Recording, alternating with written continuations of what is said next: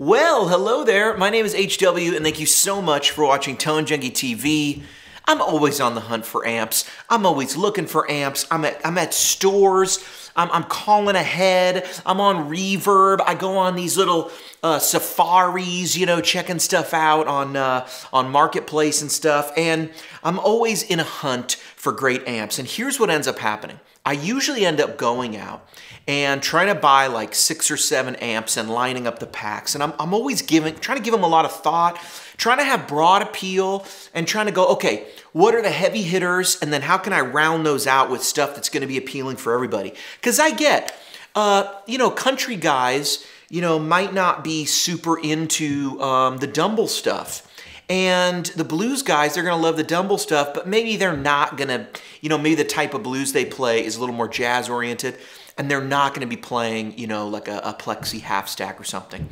So while I'm trying to take everyone on this Profile the World journey, I'm trying to go a little bit wide lately and really bring in a bunch of amps. But what that does is it also leads me to recognize that sometimes there's some big holes in the Tone Junkie library. And to me, there's some iconic vintage amps that are just too important to ignore. So I want to try something new.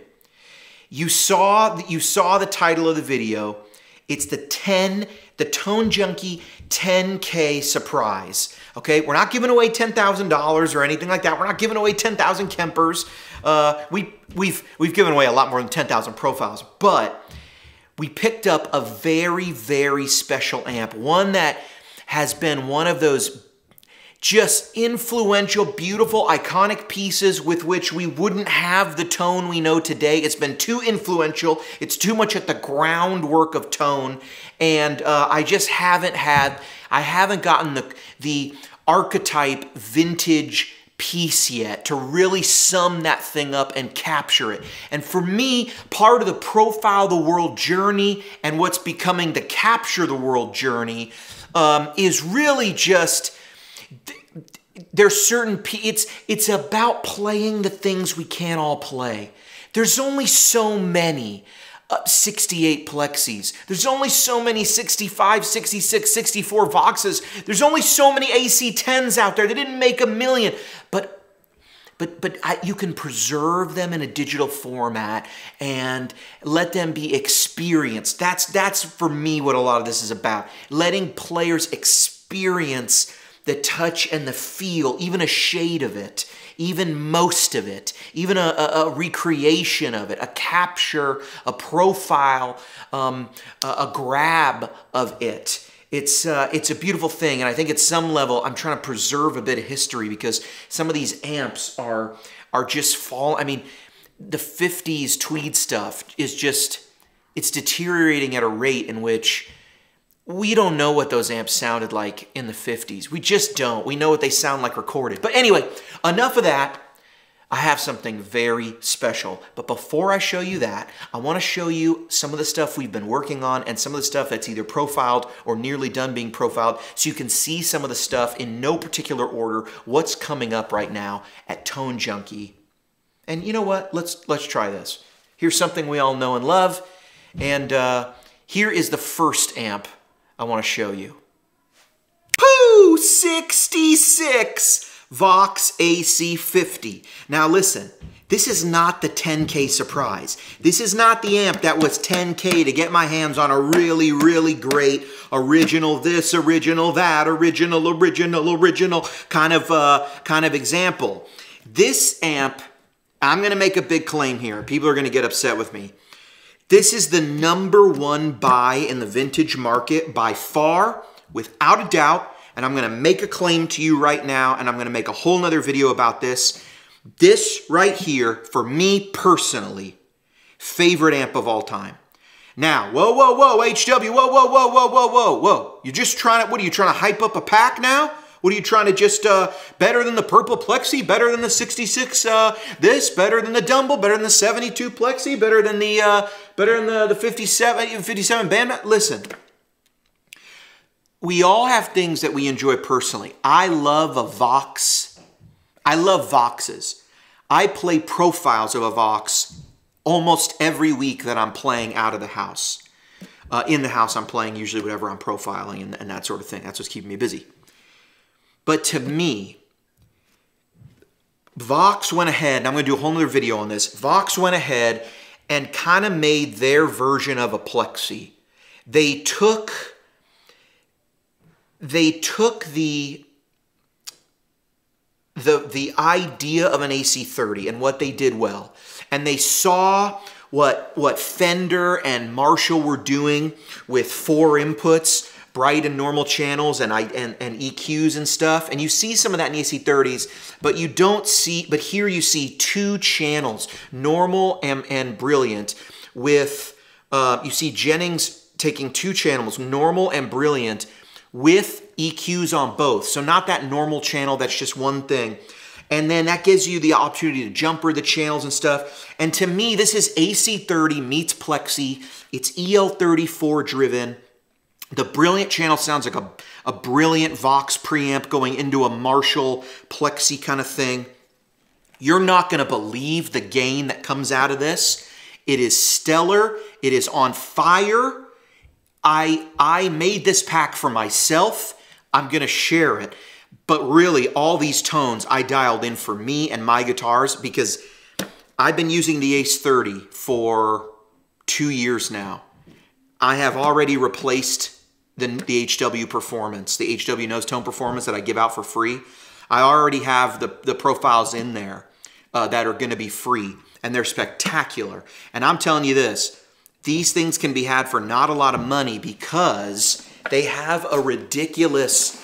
Vox tried to do these proprietary plugs, so they look like XLRs. The power cable and the speaker cable are both these XLRs, so you have to have that cable made that it's XLR Voxy thing on one side, and then, 4-pin XLR on one side, and then it's got to go into a 1/4-inch jack. So you got to go have that cable made, and that's why you never really hear about these things. But they are stellar. But this ain't the 10K amp. This is what I'm really excited about, and you're going to get to play this weekend because it's coming out, and I'm super excited about it. Did I say that already?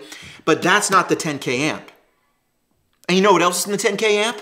This is also not the 10K amp, neither of these. These are 2 amps I've been eyeing for a while, and I've had them in the house here, and I've been enjoying playing both of them. This one's a little more unique. You can see what it is. Named after a little valley, a little canyon that gave way to a lot of the sound of the 60s pop scene, the Laurel Canyon. And this is a really cool amp from Matchless called the 9 with Attitude. It's got double 8s in here. And I'm not sure if they made 1 of these or 9 of them or what.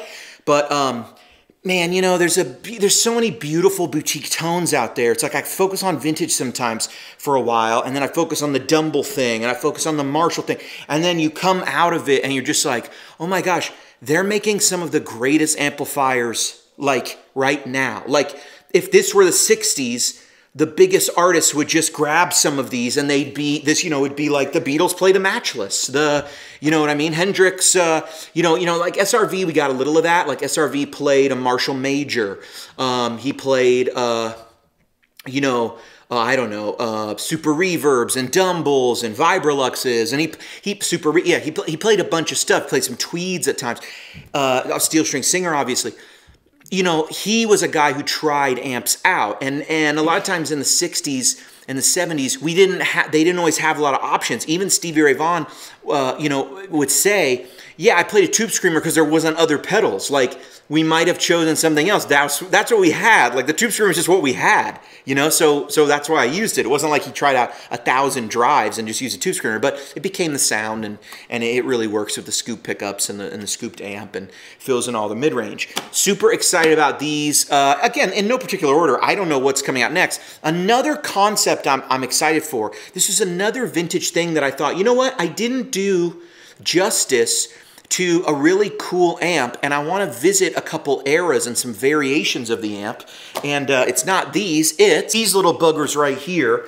And I owe it to the world to do a proper, we'll call it Prince pack, because I did a 65 Princess, but that amp had been, it didn't have the original speaker, and it was upgraded to a 12. and I didn't love the speaker they had in there, so I ended up using the Scumbag. So that's like it's like what it could be, you know. And it was a cool version of that. But that was so early in the Tone Junkie sort of journey that I wasn't as particular about amps back then. Someone let us borrow it. I thought it was a cool sounding amp. Again, the speaker wasn't my favorite, but when I plugged it into one of my cabinets, I thought it was cool. It is cool, but it doesn't capture the vintage character of a Princeton, you know. And so here, and what I really wanted to do was show you how Princeton's and just blackface amps in general have sort of gone through some stages, right? And so I could keep going and buying more 70s Princetons and stuff. And 70s Fenders. I'm not going to do that because eventually you get into like ultra linear twins. It's just cleaner as you get louder. And it's like, is it worth capturing all of them? So let me capture sort of the bigger steps. So I'll tell you, this is a 1965. Might be even a 64, I got to check. But it's a Princeton amp. It's not a Princeton reverb. And then this guy right here, 1969 Drip Edge Princeton amp. And I know you'll hear a lot of people say that, well, in 68 and 69, it's mostly a blackface circuit, right, with the drip edge stuff. I don't know if that's true of all things. I've had amps, you know, I've got like a Bandmaster TFL 5005D right there that is drip edge. Obviously, that circuit is different than the Bandmaster that's over here. That's a 65 Bandmaster head. And there's going to be some differences. I will tell you this. I was shocked at how different these two amps sounded from 65, maybe 64, 66. I think it's 65. I'll look at it. I'll look. To 69. And what got me was, I thought there wouldn't be that much difference. I thought a lot of the more high-end stuff came in later, after the drip edge stuff. I've always thought sonically the drip edge stuff still was a little brighter, but still had more of that warmth. I was really surprised how warm this thing is and how bright this thing is in really nice ways. But honestly, these amps almost sound like they're from different manufacturers. Just how the speaker's a little bit different. That probably adds to it. There's a bunch of stuff. If we got later into 73, 71, 73, and 74, and then later into 79, it would be night and day from this amp. And not really circuits that everyone's always after. So maybe I'll profile them eventually.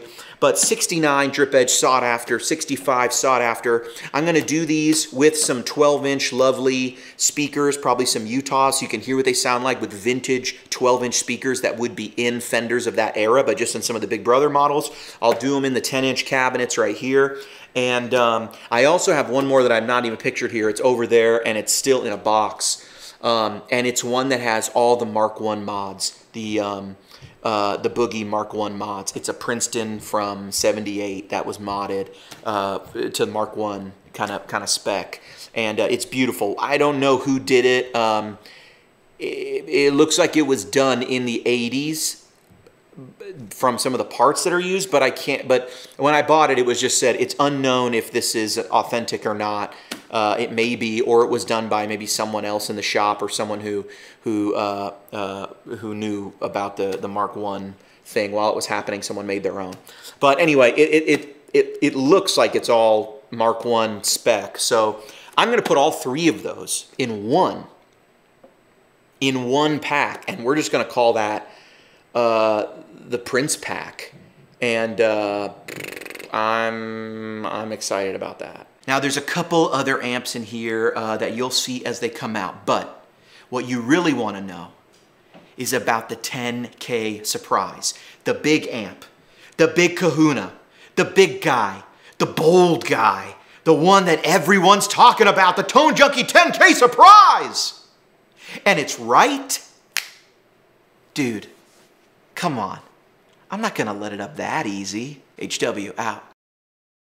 You're such a troll, HW. I know. Dad, you're such a troll. Do you think I should have told them what it is? Yeah. Tell them. Tell them. Don't shoot. Tell them! Ah!